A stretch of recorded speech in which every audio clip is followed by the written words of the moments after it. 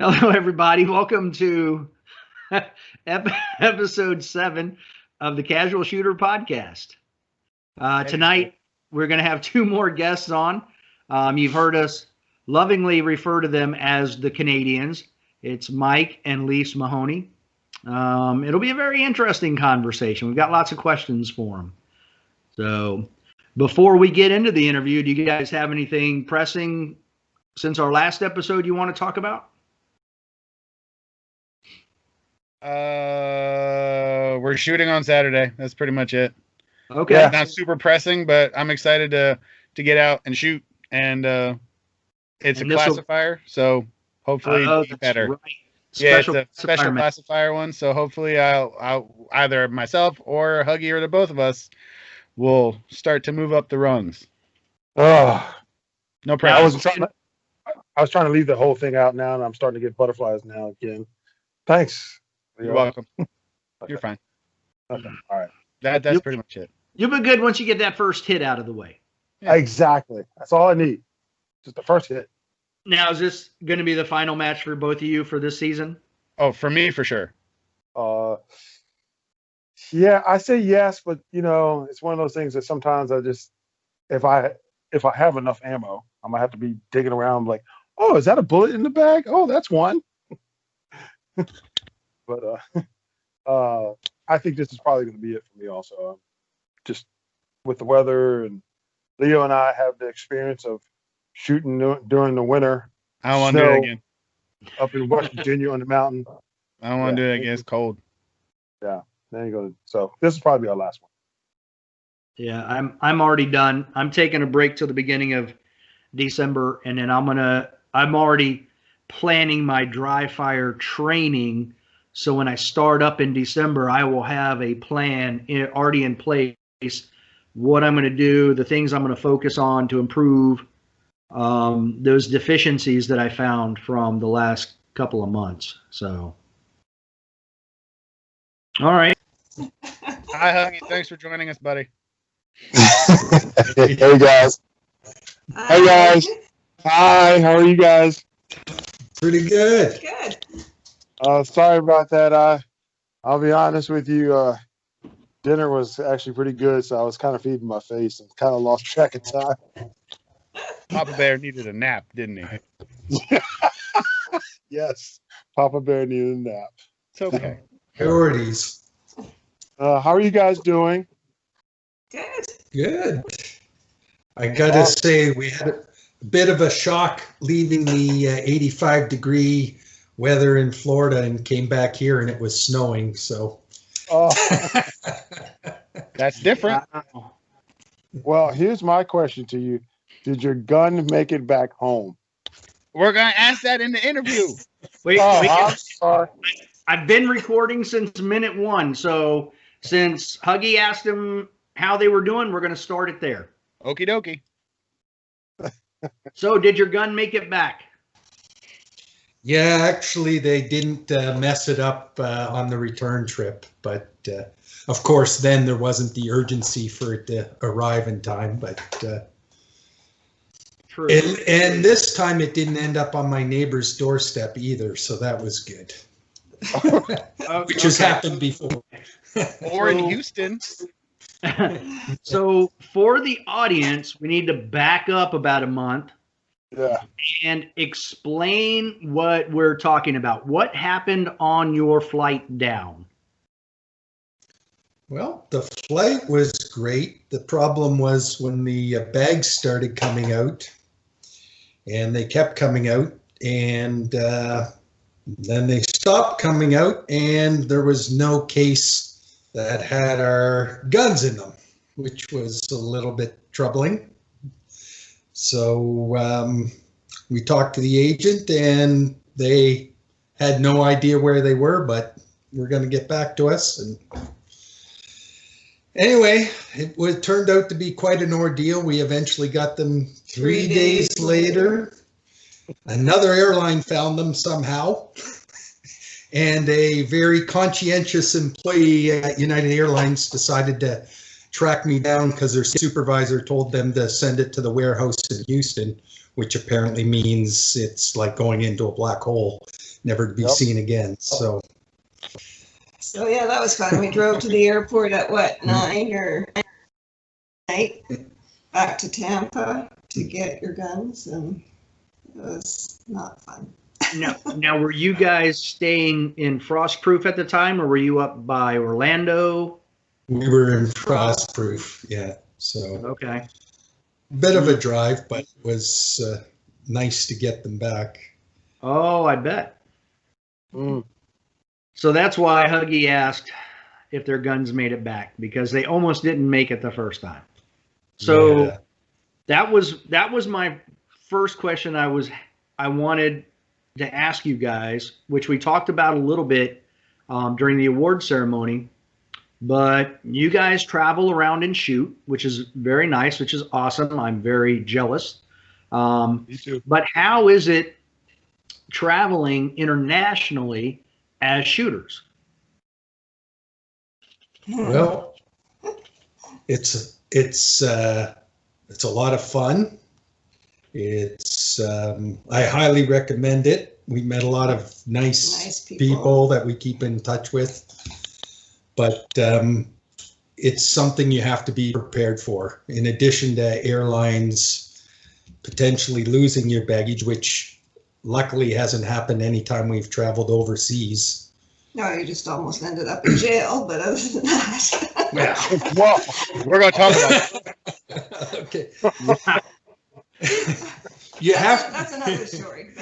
So you're saying you're on the run? You just have to know all the rules and regulations of where you're traveling. That's for Well, sure. and that's where I was going to go next. How do you even find out all the rules and regulations? You have to do some homework. Fortunately, if you're attending a big match, usually the organizers will send you information telling you everything you need. So you'll have to know what you have to do on your end. So when you're leaving the US, unlike most countries, you don't have most of your firearms registered. So you actually need to register them with the CBSA before leaving, so that when you come back, you can prove that you had it before and you weren't smuggling a new gun into the country. So that's one thing you have to do. And then every country you go to have different rules, and based on experience, follow those and take them seriously. What country were you in that you almost ended up in prison? Well, we went to a great match in Czech Republic. It's called European Extreme. 30 stages in 3 days. Wow. They're all challenging. It's incredible match. In fact, when we shot it, every single one of those 30 stages had a moving target, at least one. Swinger, bobber, runner, just wild. Anyway, 2022. Something to put on the to-do list for sure. Czech Republic recommends that you register your firearms before going, but it's not absolutely required. We tried to register them with the Czech embassy before we left, and they didn't want to have anything to do with it. So instead of pushing the issue, we just flew there. We arrived in Czech Republic. We pick up our guns, and then we start asking around. We need to see the police to tell them we have guns and register them. And so then two police officers, I guess the airline people found these two police officers who came up to us with their submachine guns and said, "What do you need us for?" And we said, "Well, we have guns and ammunition. We want to properly register them." And they're like, "Don't worry about it." Oh, did they take pictures? I think they took pictures or something. They took a picture of us and the stuff, and then said, "Don't worry about it." We're like, "I think we need a form," and piece of paper or something. They're like, "Leave now. You're good." So we shot the match, and we shot the match, which The match was great. Unfortunately, after the first stage, someone came running after our squad yelling, "Who's shooting hollow points?" That was him. And I say, "Oh, that's me." They said, "Well, they're illegal in the Czech Republic." I'm like, "Ooh, well, the police didn't tell me that." And I checked it on the sign-in form, and you didn't tell me that. So anyways, I kind of got a get-out-of-jail card there. So don't use hollow point bullets in the Czech Republic, okay? Roger that. Noted. Duly noted. So that was the warning. That wasn't too bad. The main issue was when we went to leave the country and we check in at the airline and we say we have firearms, and in the Czech Republic, everybody loves guns. So they're all, "Oh, we want to see these. We want to see what's going on." And the police come over and say, well, we need to see your permit before you can get on the flight. We're like, well, when we came to the airport, they didn't want to give us a permit. So the guy said, "Oh, that's really bad. Having guns with..." What did he say? How many years jail time? That usually is jail and at least a fine. So I'm freaking out. I'm like, oh my God. He goes to jail. Do I still get on the plane? Or anyway, we managed to convince them that their fellow colleagues let us into the country without a permit, and they asked for descriptions of the officers and everything, and those two Czech guys over there, like. So it took an hour or two, but we did get on the plane. We didn't go to jail, and they didn't make us pay a fine on the spot, which apparently is common in some countries too. So bring extra cash just in case. Right. The fine you were going to pay. Right. Yeah. That you put right in their pocket. Right. Yeah. It seemed that's where it was headed, but anyway, we managed to dodge that bullet. But it just shows you have to have your paperwork in order and follow all the rules. All right. Sounds like an episode of Locked Up Abroad. Yeah, it was pretty much very close to that. Scary. So now that we're 5 minutes into this, go ahead and introduce yourselves, and if you would, what divisions you guys shoot in IPSC. Hi, I'm Lise Mahoney, and I shoot production in IPSC, and been shooting, I think we started in 2014, I believe. So I've always been shooting production and thinking I might dabble in, maybe production optics or Curie optics, but Okay. All right. Yeah. I'm Mike, and I shoot usually with a dot because my sight isn't so great anymore for the iron sight. So I either shoot Curie optics or open, which I prefer to shoot open, but if you travel internationally, it can be really hard to find the right ammo. So another travel tip. Does now Mike? What caliber do you shoot in open? 38 Super Comp. Okay, I can see where that would be difficult.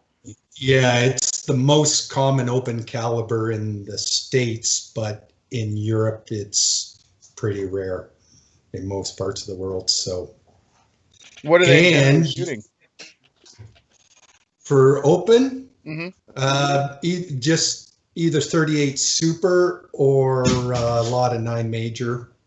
And then in some countries they've got weird calibers because military rounds are illegal. So for example, they might shoot 9x21 instead of 9x19 because in many countries 9x19 is their official military caliber. And so, by the way, if you go to Italy, make sure you don't have any loose 9mm rounds in your range bag, or there's another another trip to the Locked Up Abroad TV show as well. He's out. Yeah. Wow. Now, I'm wondering, would 9mm plus P plus be major power factor? I'm not supposed to shoot it through my Canic, so I've never tried it. I have no idea. I guess if you put enough powder in. I do have on some of my open guns 9 major barrels too, so sometimes I'll load 9 major, which is for almost any powder, you're pretty much completely filling the case and yeah, you're almost tamping the bullet down onto the powder. Yeah. So, what guns do you guys shoot in competition? So I shoot a CZ Shadow 2. That's CZ. Sorry. I was CZ. about to say, for everyone else that listens to us, Z is how smart and fancy people say Z. Or Canadians. Or Canadians, yeah. Yeah. Like I said, smart and fancy people. If I'm shooting carry optics, I shoot a Shadow 2 as well. And in open, I have an Infinity. Oh, okay. 111, yeah. Have you been shooting an Infinity the whole time you've been shooting open? No, I got these about 2 years ago. I tried a number of. I started off with actually a CZ open gun, and it was pretty good. But then I found the 2011 platform, liked it, so I had an STI for a few years. But then I saw Infinity and thought, oh, those look really cool, blingy. So. But you like the way it shoots. It's actually I like byproduct of it looking so good. It's like, oh, it shoots nice too. They're very, how would I put, much more obnoxious. They send a lot of gas out. They work well, but they are pretty loud. So he tends not to shoot open here in the winter time because we shoot indoors. So it's very loud. The ROs. And the ROs don't like you then. Yeah, no. And what optic are you using on that? I've got Seymour RTS2 on my open gun. Okay. And on the carry optics gun, I'm running a Trijicon SRO. Okay, so I take it then your open gun is slide mounted with your Seymour. I mean, your frame mounted Seymour. Yes. And then slide mounted SRO on your carry optics. Yeah. Okay. And I don't find a big difference between when you're sight picture if you're looking slide or frame mount. Oh no, it doesn't. I don't find. No. Maybe my eyes are just too slow to notice the difference.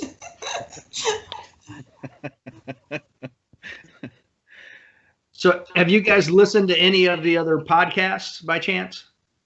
Yes, we did. Okay. Yeah, what was the first one we listened to? We listened to your day 1 and 2 of Nationals. Yes, that's right. When we get back. So is it because we talk about you guys? Because we've mentioned you a couple times. What's the story out on the street there about us? We better check that out. We like talking about you guys because a lot like Casey, we liked everybody we shot with. Obviously, we like each other because we shoot together. But we liked everybody, but there were definitely some, to me at least, there were some standouts that I think not that we got along with better, but we talked to you guys a little bit more. We talked to Casey a little bit more. It was interesting to get your perspective on things, especially since you guys shoot internationally. So we've definitely mentioned you guys and Casey a few times, and we hope that we can obviously have you guys back. But yeah, no, you guys are definitely some standouts to at least me. I don't know how the other guys feel about it, but Yeah, I mean, there's some uniqueness with you guys. There was uniqueness with Casey, and I think the other part that kind of pushed it over the top was the last night being able to sit down at the award ceremony and just kind of get to know the four of you and have that informal chat was nice. But I mean, it was obvious, and I'll let you talk in a minute, Chris. Sorry, that it was obvious from shooting that you guys were probably the most experienced in our group. Yeah. So that was also, and you guys were not from the United States, so it made it very unique. I feel the same way. I think it was awesome. I think you guys are great. I just loved hearing about all the differences between, everything up in Canada versus here, especially like, the shortage on ammunition that we're having here, and yet you're not having it there. And I think that was just, pretty interesting to have that conversation. And I just think you guys were great. You guys are awesome shooters. It was nice to watch you guys when you guys would go up before me, because I could sit there and go, oh, so that's what they're doing, huh? I might copy that. I've been combining mine, Chris's, and Leo's shooting videos and putting them on our YouTube channel. And you don't know how many times I've been going through the video, watching, and here would be Lise on deck walking through her plan. So it was very interesting. That is not a bad thing, by the way. Nope. Yeah. Well, yeah, I mean, obviously we really enjoyed shooting with you guys. You're all, great people, and that's part of the fun thing, is getting to meet so many different people. And I mean, I'm probably not one that tends to talk a lot when I'm shooting, so I hope, I don't come across as being, stuck up. Thanks. But no, it was definitely nice having a little more time to chat with you individually, on the awards night. So yeah. Yeah, to me, that's one of the things I really enjoy about going to the matches, is just finding some nice people, chat with, learn more about them.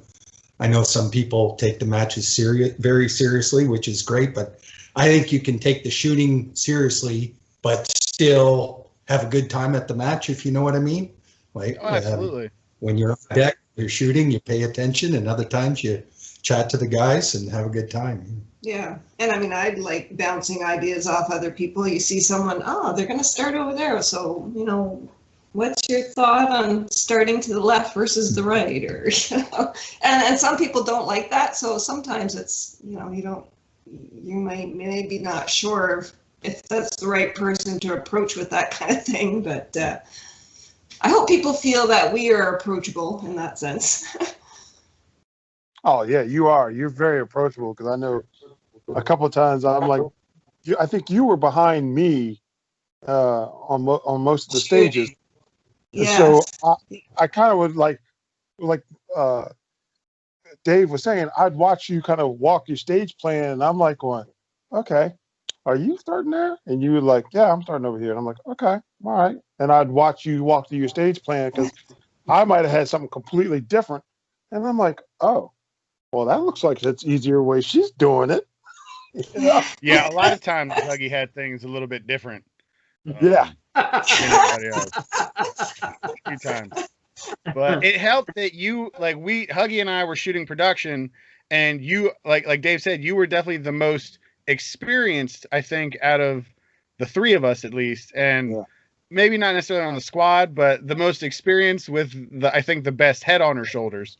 There were a couple people that tended to wander, which is fine. I would definitely watch you, and I was like, okay, like my plan is very okay, I just need to see when she's gonna reload, and then it would go out the window because I would miss. But at least in my mind, I was like, I'm gonna reload where Elise is gonna reload, because she's got the right idea and she can count and hit target. It took a long time to get there, though. It's like, oh man, first couple of years of shooting, and it's like, ran dry again. So we have talked nationals to death in our podcast. So here's my question to you guys. You guys shot our nationals, and obviously you've shot IPSC, and I hear that there are differences typically in the way the stages are set up. What did you guys think of nationals compared to like a European Extreme or some other major IPSC match? Right. Oh, it's a really good match. Yeah. Really enjoyed it. Probably there's a couple big differences between USPSA and IPSC. And one of them is in IPSC, they have the 3-2-1 rule for a match. And that is you have to have 3 short stages for every 2 medium stages for every 1 long stage. Okay. So you go to a USPSA match and they're mostly medium and long stages, 20 some rounds up to 32. But in IPSC, you have to have a whole lot of short stages. So there's that difference. The other difference I would say is probably on average an IPSC match is just a little more technical. So there'll be tighter targets, lots of no shoots, some really tough leans or prone or weekend. A lot more weekend, that kind of thing. So they do throw a little bit more of that at you. Although this USPSA Nationals did have a lot of swingers, so those definitely were added to the challenge and technical factor of the match. Well, and then there was the bobber where you had steel in front and steel behind. Yeah, to mess around with you. Yeah, that was good. Oh, when I broke the stage. That's true. Yeah. I'd like to see you do that again. Best shot I've ever made in my life. I managed to hit a cable from over 20 yards away, and I could never duplicate that. So what is considered a short stage in IPSC? Yes.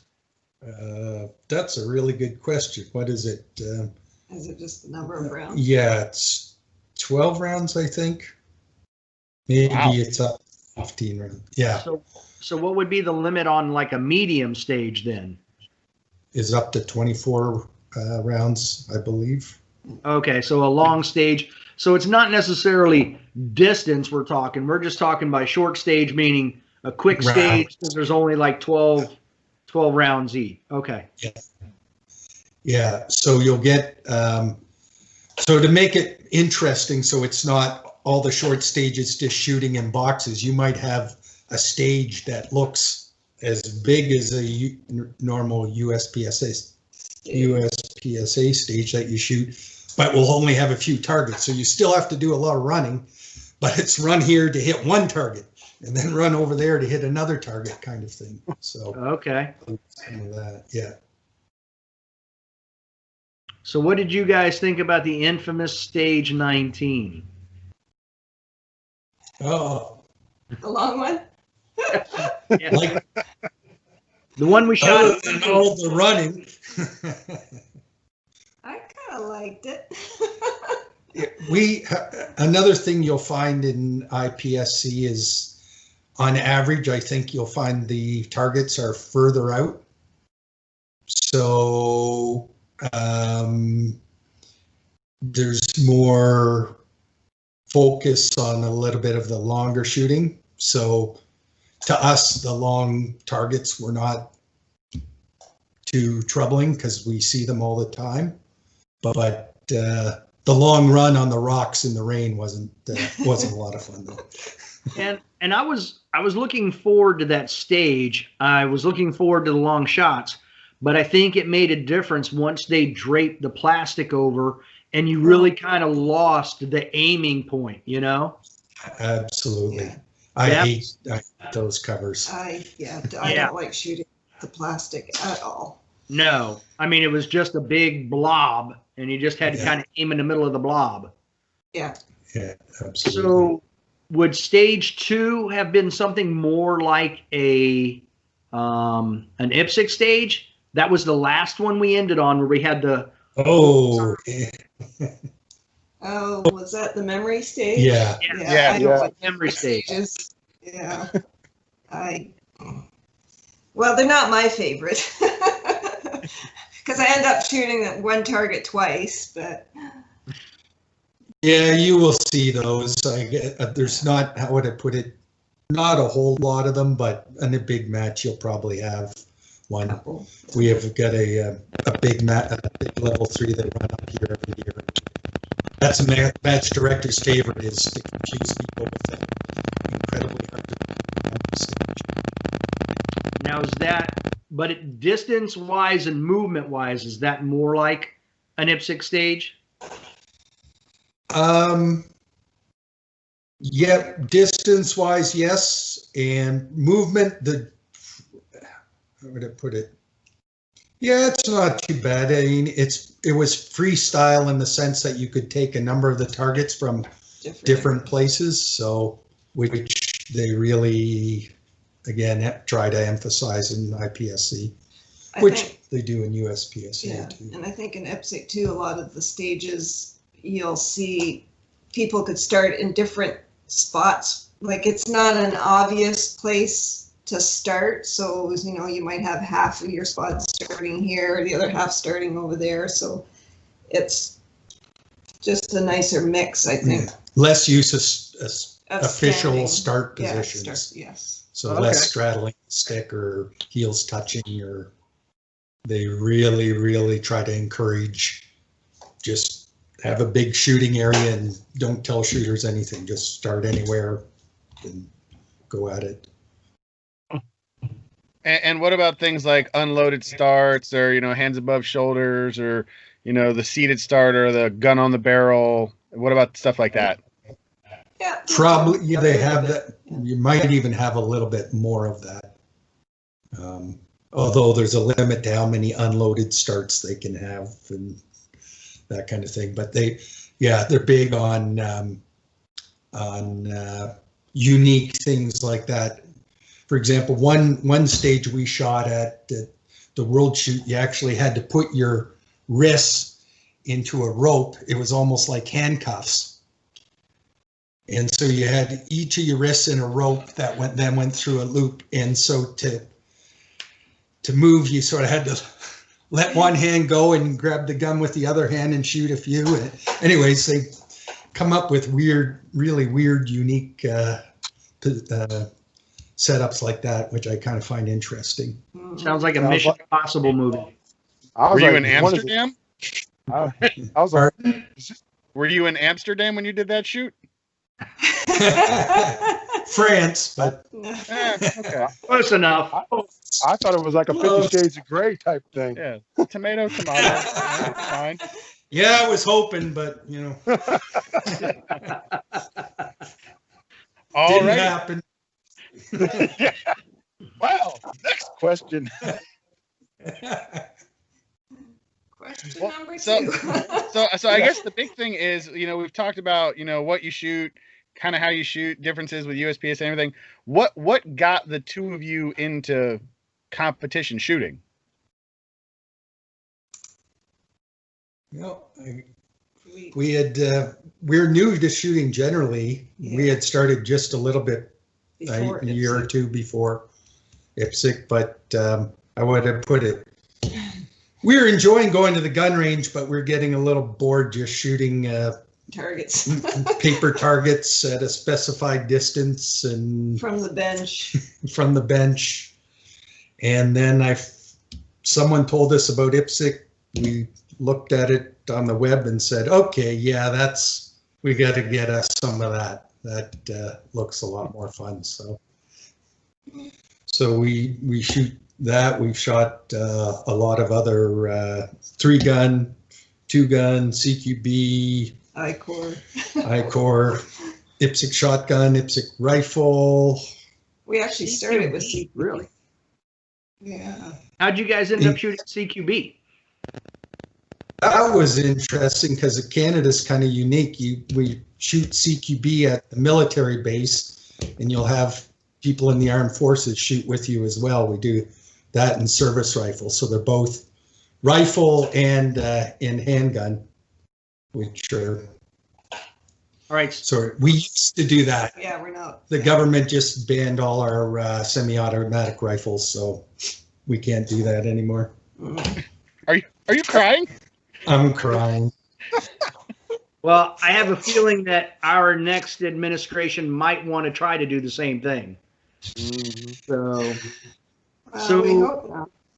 now I've shot NRA rifle, high power rifle, and they have their definition of service rifle. When you shot CQB, what's the definition of a service rifle? So, well, there might be different terminology here. So we shot CQB, and then service rifle is actually a different discipline.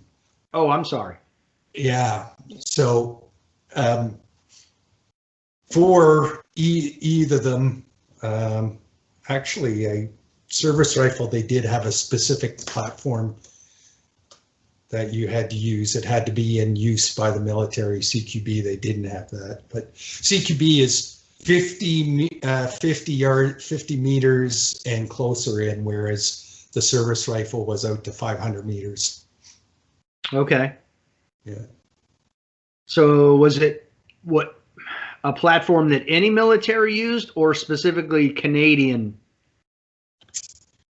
I think specifically Canadian. So pretty much everybody had an AR. It was Did anyone have anything other than an AR? Did you use your The odd person might have used an old milsurp because it was officially military at one point, but just for fun. When I shot NRA high power, it was the same way. Most people are now shooting an AR platform, but M14, M1, those were all allowed as well because they were military service rifle as well. Open sight, meaning iron sight only. So actually, if you're shooting an M14, or which is technically military anyway, an M1 version rifle, that had to be iron sights. If you're shooting an AR platform, you could use an optic because the military had gone to an optic by then. Oh, okay. So it's kind of like I actually had an M1 that I was using, and I'm like, why are all these people with ARs, why are they shooting with optic? And I had been out of the game for so long, I didn't realize they were allowed to have a 1-to-4 power optic on their rifle. So I was shooting at a disadvantage. Oh. And it showed. So what distances did you go out to in that? With NRA, it's out to 1,000 yards. Wow, So, iron sights. 900 meters, yeah. Well, I competed when I was on a Marine Corps rifle team one summer, 1990. That's not to let you know how old I am, but I was shooting M14s at 1,000 yards with iron sights. Wow. So I did better at 1,000 yards than I did at 200 standing. I'll tell you that. So, Wow. enough about me. You have anything, Chris, you'd like to ask? I think a lot of the questions have already been asked, and I asked my big question at the beginning before everything because I'm so excited when Mike was telling me the story about what happened to his gun before Nationals, and after that, I always wanted to know, like, when they got back home, like, did it make it home? You know, and I thought that was the story. Yeah. So that was pretty interesting to me. I just, I mean, you guys are awesome. I thought you guys were like one of the top shooters to me. Mike, I loved how watching Mike and Lise shoot, but it was like, oh my God, can I keep up with him? And then I'm like, nope, can't. I ain't gonna do it. Well, I'm saving my version of that story for the end because I don't think they've heard it on the other podcast. But yeah, I was like, oh, nope, can't do it. And then course, Leo and I got into our own little betting war amongst each other, and I was like, man, okay, I think Leo and I can keep up with each other. I can't keep up with these two. Didn't hear you, Leo. I don't know if you're on mute. I was on mute. I was just talking to a mic by myself. I did not win that bet. Have you guys been shooting at all since then?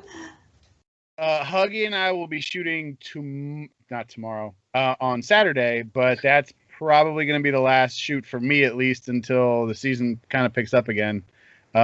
Mostly because of ammo, also because of that's why I mute myself a lot, because I have two. I would love to say small, but one is a giant child. So two children that take up a large portion of my time. No, the young one is the biggest one. It's absurd. But yeah, between those two, the wife, the dogs, and work, yeah. But I will be doing a lot more dry firing because, as I learned, I need to practice.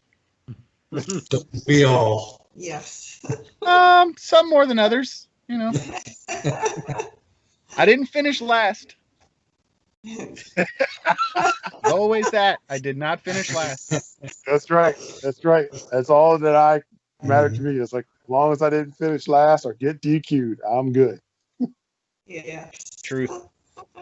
So I don't want to rub it in or anything, guys, but I picked up 100,000 primers on Monday. So Wow. He didn't want to rub it in. He's like, I don't want to rub it in, and then he kept going. But I'm going to. I don't want to, but I'm compelled to let you know.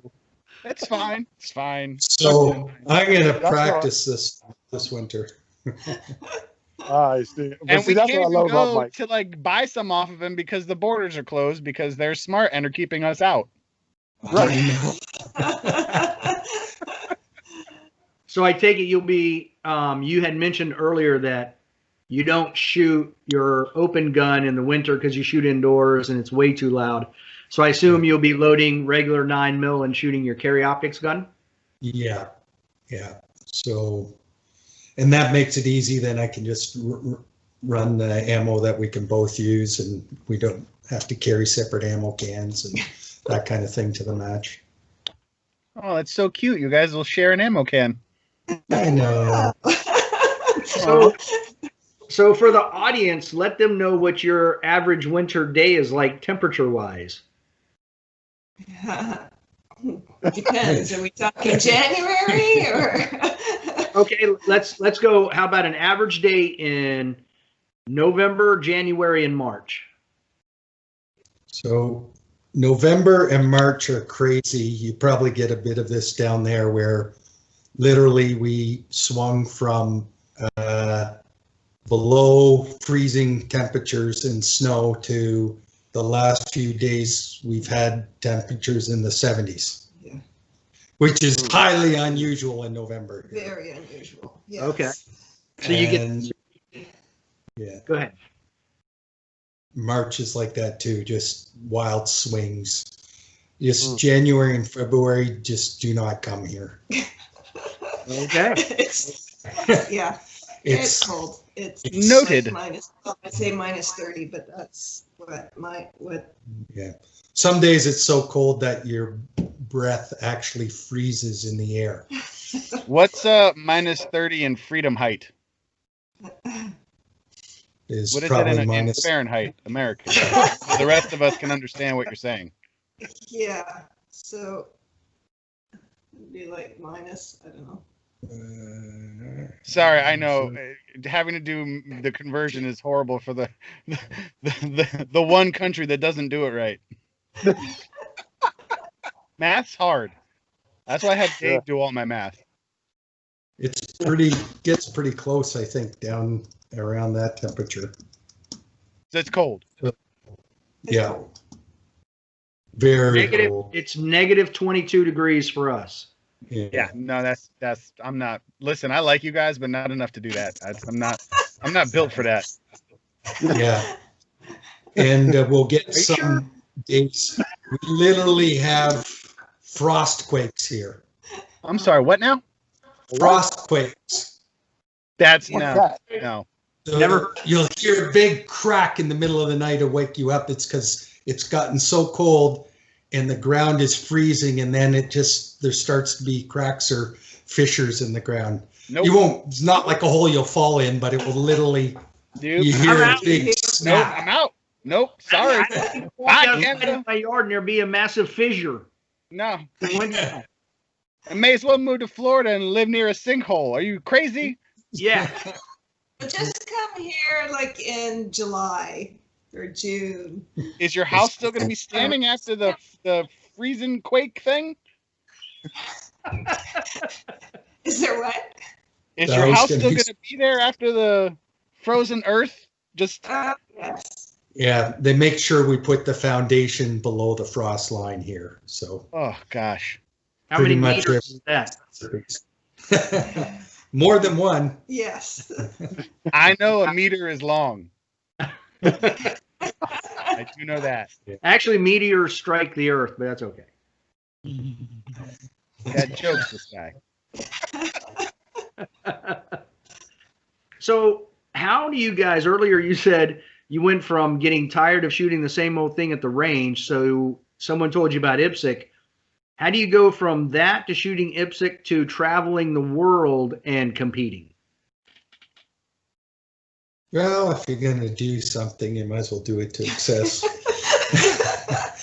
Okay, I like it. Fair. Well, how would I put it? We have a very active IPSC community around here, so we can literally shoot one match every week if we wanted to, or probably multiple matches. So there's lots to do here, but I guess as we got more involved, we first started just shooting matches around the country. We like to travel. We've moved around a lot before too, so we're used to travel. And just as we got more comfortable with that, figured, Give it a try. give it a try doing matches out of the country. And yeah, we've really enjoyed it. We've got the time to do it now, so that's obviously critical. But Right. So it's combining the shooting with traveling, so we kind of, make a vacation out of it, but we get to shoot too, so that's fun. Okay, so along Although those lines, If some of your listeners are couples who shoot together, I probably wouldn't recommend that you drive anywhere together in the foreign country. I drove with Dave. We made a very cute couple. We did. 20, Sure, a lot of people talked about like it. 28 hours together in a vehicle. It was fine. Oh, good. well, that's better than us then. She refuses to be my navigator in a foreign country ever again. So, Oh boy. but let's not go there. There's a story there somewhere. Next time. No one died, okay? But we don't want a domestic issue on our Yeah. podcast, so we're going to Fair skip point, that fair story. So then on that note, what's the best country you've traveled to for to shoot / vacation? We're not going to talk about the worst one because I think I enjoyed the Czech Republic. I don't know. It's just an old, country, but the food was good. The beer was good. The beer is really good. Yeah. I ate stuff that I'm like, I don't know what this is, but we're going to eat it. And it'll be fun. I liked Estonia. Yeah. Oh, We wow. went to a match there called the Baltic Storm. Estonia is really neat because it's a former Russian, I guess, influenced territory. So there's still vestiges of the old order there. It's funny, all the young people speak English and all the old people speak Russian. So if you go into a store, you look for the young person because they're going to be able to talk to you. So it's a cool little country, but the match we went to called Baltic Storm was really neat. At first we thought, where are we? Is this a Deliverance type of thing? We're following the map and you turn off and you're going through the middle of nowhere and in this big forest, and it's like, okay. And then you go past a huge pile of tires and you're Okay, I'm not sure this is right, but you get there into the woods and they've got 40 stages. You shoot 20 stages a day in 5 hours. So literally there's squads of like 5 people. Yeah. You don't do any patching, or the the European model is you don't, other people do that stuff for you. Yeah, So no you don't do patching, patching, no resetting. Oh, You get to a stage, you've got 2 minutes to look at the stage. You all just shoot, blam, blam, blam. Next stage, next stage, next stage. You do that 20 stages, and then you come back the next day and you do 20 more, just like that. But you don't remember anything. Like after shooting, oof, that you're just, that night. But it's you're like, incredible. They have really interesting props, really creative stage design. It's literally, it's in the middle of nowhere, but that was. Was that the one with the noose too? Yeah. They're not politically correct there either. Oh my. Okay. I guess I won't be shooting that stage. That's what I was gonna say. Well, okay. Wow. Maybe I could be like a Blazing Saddles. Yeah. Now, is that an IPSC match or is that just okay? Yeah. All right. So have you been able to, all these different countries you go to, have you been able to communicate okay while you were there? Yeah. Yeah. It's, we're lucky, I guess, speaking English. Most places someone will know enough English to point you in the right direction. Italy, big cities are fine. When we went there, we stayed in this tiny little town, which is beautiful. Oh, yeah. And pretty much no one spoke English there. But, if you point at a piece of bread or something. Yeah, we learned a few words. So, like, what was the pizza, the formaggio, quattro formaggio or something? 4 cheese pizza. Yes. It's on every pizza joint menu. So we get to learn a few words, and then, at least we'd know what we were having for dinner. I don't think you had something weird, though, didn't you? Yeah. I can't remember now.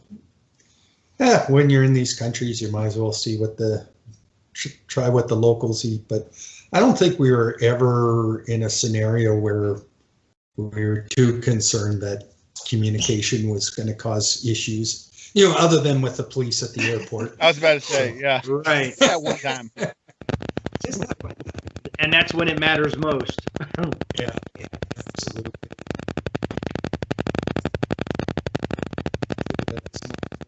So, Mike, I don't think you guys listened to it. But in our 3rd episode, I think it was, it was 4th episode, because fourth episode, which was the final Nationals one. We were talking the night before about goals, and I said I wasn't going to talk about mine because it involved somebody, and that somebody was you. Ah. And what it was is I thought you were shooting very well. So what I was trying to do, because I zeroed that stage, I knew that I wasn't going to end up where I was hoping to end up. But I was like, if you were the one that I was like, I'm just trying to keep up or catch Mike. That's what I'm trying to do, because I thought you were shooting very well. So I was trying to use you, since overall I wouldn't know where I was going to end up because of that stage. I was like, at least with each stage, I could use you as a gauge as to where I was shooting. So you actually were my inspiration. Well, there we go. I find it's always great to have someone of similar capabilities, and just help push you and keep you on it. I think my day 1 was pretty good. Day 2, my plan was, lately have been going way too fast and not scoring well. So I said, okay, focus on this was going to be the alpha match. So I think day 1 I did pretty good. Day 2, I let it fall off the rails a few times, and went to bad habits, but I think I regrouped. But that's just a wonderful thing about this. It's just, it looks so easy, and really it is, but you can mess it up so many ways. It's and so Yeah. quickly. So quickly. It's so Yeah, I humbling. totally agree. Mm. Yeah.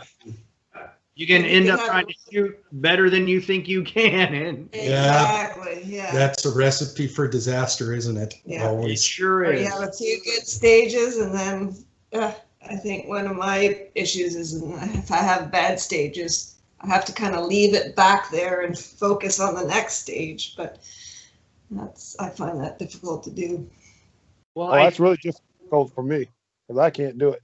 Yeah. That's the truth.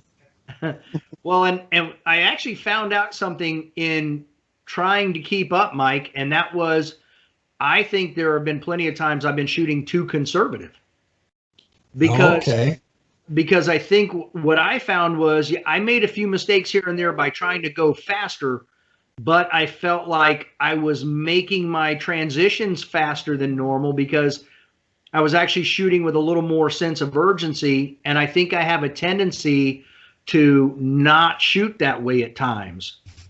Right. So I actually learned something during that time. So it actually worked out in the long run too. Perfect. That's great. Well, sometimes it's hard to remind yourself that an alpha is an alpha, whether it's just on the scoring border Or in the or middle. right dead center. And the extra time that dead center is not worth it. So Absolutely. Totally agree. So one Alpha's thing still we better than Mike. absolutely. One thing we really enjoyed is after the race gun nationals, we shot the staff match and then we worked the match. So we had the pleasure of watching some really good shooters go through, and that was always fun. How would I put it though? Very humbling though, when you think you had a good stage and it took you 24 seconds, and then Christian Sailor blows through and does it in 12 seconds and gets the same points as Yeah. you. It's really funny you talk about him, because I was literally showing one of the other Dave, so the Dave I work with now at the academy. He was asking me about shooting and everything, and I'm like, oh, like you can go and watch Dave and Huggy and I shoot. And he's like, oh, cool. And I'm like, okay, now watch a professional shoot. And he watched Christian Sailor's like national reel, basically. And he was like, oh, yeah, you guys are moving in quicksand. I'm like, yeah. Yeah. Thank you. I already knew that, but you confirming it just made me feel better about myself. So thank you. Yeah. So tell us, since we all shot Carry Optics and Production Nationals together, give us your thought on the Race Gun Nationals and how it compared stage to stage with the other nationals we shot, because I know there are some differences. Yeah, well, the biggest surprise for me was typically if they're doing a conversion to a race gun match, they'll make it trickier. Like a couple years ago, I shot the Nationals and they had the same back-to-back format, and they pushed a lot of the targets further out.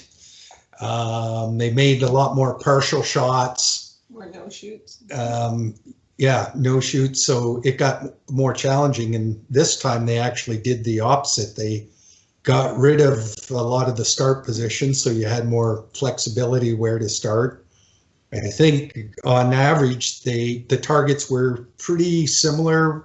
If they made any changes, they actually made them Probably less challenging. Yeah. And I guess their thought was just it's a race gun match. Let's have people race, like encourage people to let her rip, I guess. So surprisingly, it was a less challenging match than the Production Carry Optics match. Didn't mean it was less challenging to score well, because of course all the good shooters are just flying through there. Makes for good videos because they're going so fast. Truth. Interesting. Yeah. I So we find just that we all got to buy race guns. We always got to buy race guns and shoot. and learn how to shoot. Meh. Tomato, tomato. I actually find that kind of disappointing that it actually became easier because, you see some of these guys in the top 10 or even the national champ post some videos, and I'm like, wait a minute. Why are they starting there when we had to start over there? And why is that target not there anymore?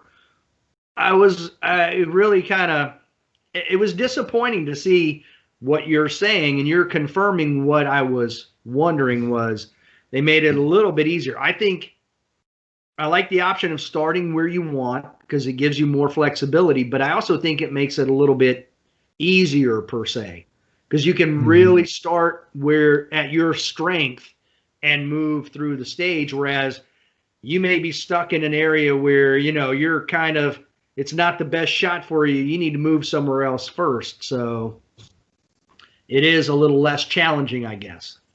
Yeah. It was fun for me though because I get to have more rounds in my mags. So, So you shot it Those also. days. yes, I shot it as well, but I shot with my shadow, and I just got to use. She shot limited minor. Okay. So she got to use my Carry Optics mags. So she Nice. really enjoyed not having to change mags after Yes. 10 rounds. Although you can see in some of my videos, I go to change mag, like I'm reaching back to grab a mag, and I was like, oh, I don't have to do that. So, it's a hard habit to get out of. Yeah. That's awesome. Yeah. I find myself doing that sometimes too, because in Canada, the gun laws are pistols are limited to 10 rounds. So even open is open 10. Yeah. Oh, so it's like California. Okay. Yeah. Wow. Only colder. Yeah. So then, sure. where do you get your, like, what do you do with your extended magazine, or what would be considered extended magazines then? And you don't have to answer that if you're going to incriminate yourself. Yeah, that we won't broadcast this in Canada. So how's that weather? My boat sank. Yeah, exactly. Every time the canoe sinks, what? And I have to do this when we travel to Europe as well. As a Canadian traveling to big matches, in addition to your guns and ammo and other equipment, you have to bring a rivet gun, rivets, and a drill. What? Wow. So we have riveted mags that will only hold 10. You get to the States, you take out the drill, you drill out the rivet, you're good. Before you go home, you put the rivet back in. Wow. Okay. Wow. Well, that's good to And know you for us don't down want- here when we go to. Yep. I don't know about going to Canada anymore. The one time I riveted something, I almost lost a finger. So I'm gonna let Dave do the riveting. You don't need your Okay. fingers. You're fine. I'll let my wife do it. She's better at that stuff than I am. There you go. It'd be like bedazzling your magazine. There you go. Oh. I think I just worked the overtime. I'm gonna buy me some 10 mags, 10 round There mags, you and be done. go. California compliant magazines. That's probably a good idea. Yeah. Might be easier that way. Save some Yeah. fingers. Wow. There you go. Riveting? Okay, well. It's hard to shoot. I got thumb pinky. Yeah, that's all I got left. So there's we shoot sometimes, just drive down to Michigan and Ohio. There's some big matches there where a lot of Canadians shoot, and it's pretty entertaining. After the match, you see all these people with their pickup, the back down, riveting all their mags. Wow. Now that was back in the good old days when the border was open. Yeah. Yeah, that's true. Yeah. Yeah. Thank you, COVID. Yeah. Well, Oh, One day we'll things get back to it. better in 2021. Let's hope. Fingers crossed. Yeah, let's hope. It's hard to There's a- cross the thumb pinky. yeah. Well, we'll see what Pfizer comes out with because apparently they got something, but who knows? Yeah, I think once they start getting people vaccinated, everything will change. Yeah. We'll see. Who knows? It's true. But I will say I'm still envious of you of having all those primers because if I could right now, if I showed you like my setup is down here where I'm at right now, and my reloader is over on the other side over here, and it's actually kind of sad. I'm like, I look at it, go like, I would like to be doing something right now, but I can't because after this, I'm like, we have no more bullets, or Well, actually, you can fix the zombie bullets. well, they're already done. By the way, Oh, okay. Well, What? disregard then. yes, The zombie bullets are the ones that caused us the problems in Florida. They were too long. Oh, yes. See, what we found was the actual projectile we went to when we loaded it, or when Chris loaded it. Let me change that. When Chris loaded it, and I say that because I don't want to say we. Chris does all that work, so Truth. I'm giving him props for doing all of that work. This is not. Thousands. But we all did agree to switch bullets, and the bullet shape was different. Yeah. So you have to actually shorten the length of the overall bullet, and that's what was causing us problems. right. Yeah. Because So- we were shooting blue bullets, and then we switched to a different company. Not a and- sponsor. Yeah, exactly. Not a sponsor. and I would have to say it was my fault because when everything kind of seemed to be the same, but yet it wasn't. I mean, it's like 100th off, and that's what caused the problem because I was loading at 1.125 inches overall length, and this one that we switched to has to be down at 1.085, and I Oh, will that's quite see a that. difference. Yeah. Oh yeah. Trust me. After I have made that change, I mean it's a hell of a difference, and it's amazing. I already tested them, chronoed them, and it's amazing the difference in these two bullets. So, I had to say, in this podcast, thanks to my partners, Dave and Leo, they were very understanding of everything, but I've got everything fixed now, and we should be good to go. But right now we are short on primers.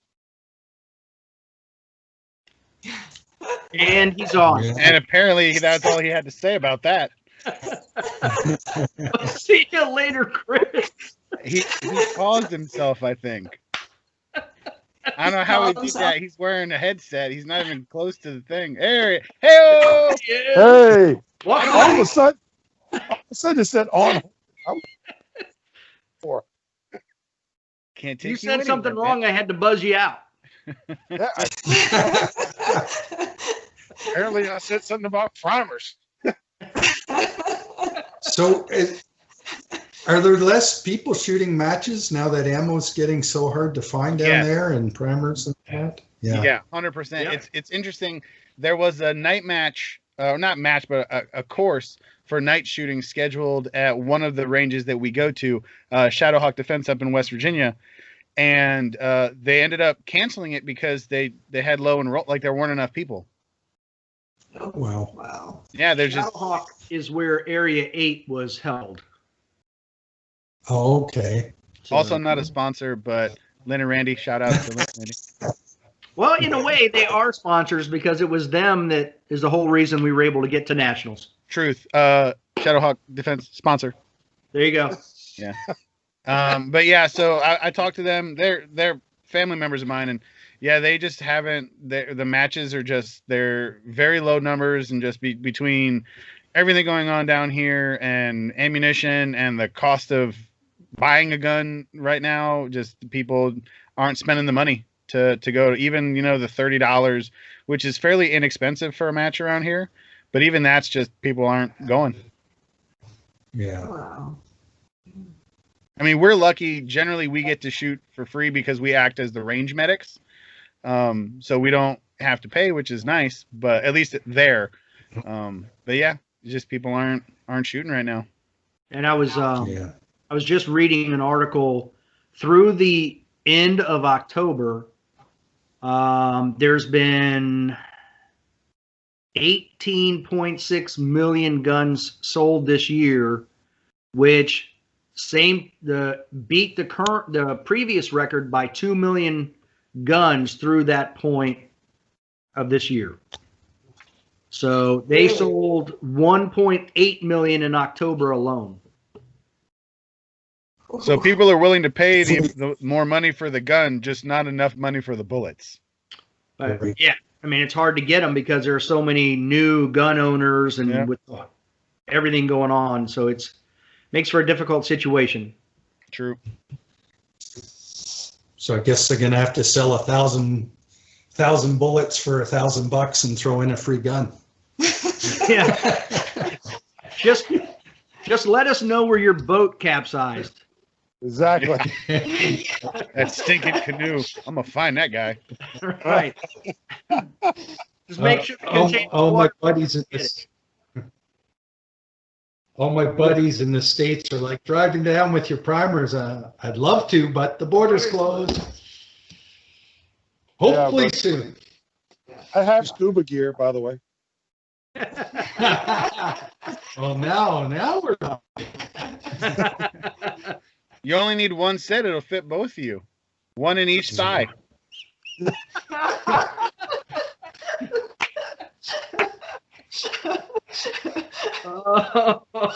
People can see the video. They know how big we are over here. Yes. It's all the hormones in the meat. They're good for you. Hey, I'm just gonna be honest. I would be honest. I just didn't push away from the table. I asked for seconds.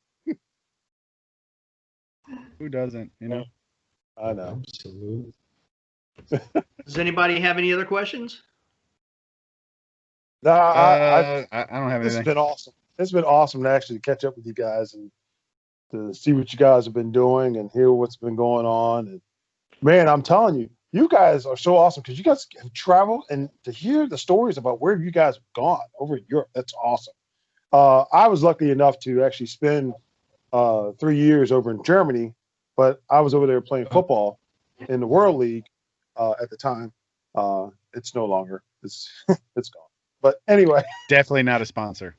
definitely not a sponsor. Yeah. Where were you in Germany? In Frankfurt. I was playing for the Frankfurt Galaxy at the time. So I was trying to make my way into the NFL some way, somehow. Not Didn't a happen. Cool. So yeah, but it's great to hear these stories about, you all shooting over there and the fun you have, because now I hope other listeners will go, wow, hey, maybe we'll try to this. I'm hoping that my partners here, maybe we save some money up. Maybe go overseas sometimes. And then I can do my German accent when we're over there, yeah? Yeah. Sehr gut. Go over there, the fatherland, I have a German last name. That would be cool. Just saying. Yeah. Maybe we'll avoid the Czech Republic, though. I'm too pretty to go to a Czech jail. I got to be honest. Yeah. Just saying. Look at his face. You make some new friends. Yeah. Jeez. That's what he's afraid of. Right. The Czech are so friendly. I'm sure they are. I don't actually know, but I don't know, but Dave's face is frozen on my phone. Yeah. And it's He's such a frozen perfect. on us too. I broke Dave with humor. It happened. This is so awesome. This is gonna go great when we put it on the YouTube. Yeah, I'm here. I don't know what happened. Your face froze laughing. And my computer was going. I had no idea what was going on. It was Right? amazing. Oh, It looked it good. was. It was. I wish I could have captured it because that was the best laughter face ever, dude. How do you use that as my iCloud? Well, I would like to thank you guys for coming on. It was awesome. It was nice talking to you guys, catching up. I know we've spoken about you since we left National, so it was very nice catching up with you and being able to talk shooting again.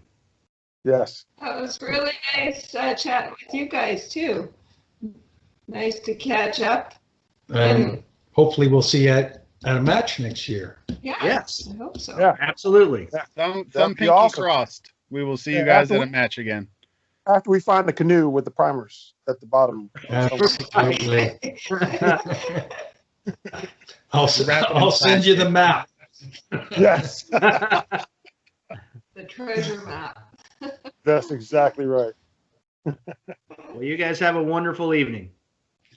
You too. You too. Take Thanks, care, See you guys. Bye. Have Bye. a good night. Night. too. Bye. Bye. Until next time. Don't be a little bitch. Yeah.